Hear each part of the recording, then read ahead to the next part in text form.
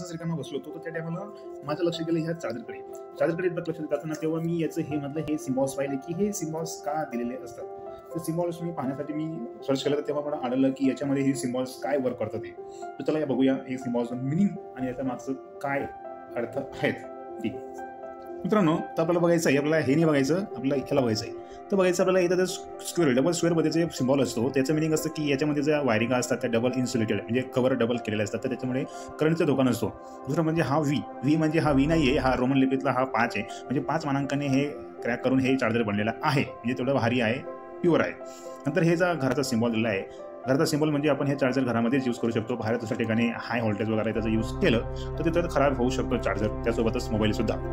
नंतर हे डस्टबिनचा सिम्बॉल आहे, जेणेकरून सांगितलं की हा चार्जर जर खराब झाला तर या डस्टबिनमध्ये काही कुठे फेकायचं नाही आहे, कारण की याच्यामध्ये राहिलेले ते पार्ट्स ते असे काही घातक असतात की ते बाहेर वापरण्यास योग्य नसतात, ज्याला कंपनीमध्ये परत करायचे असतात.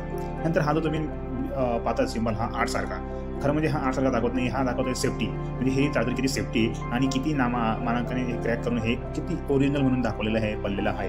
तर हा सिम्बॉल जर तुमच्या चार्जरला असेल तर हा सिम्बॉल जर तुमच्या चार्जरमध्ये असेल तर म्हणजे तुमचं चार्जर हे नक्की ओरिजिनल आहे.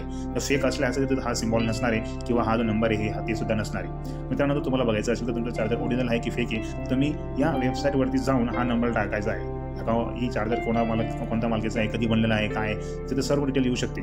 ठीक आहे.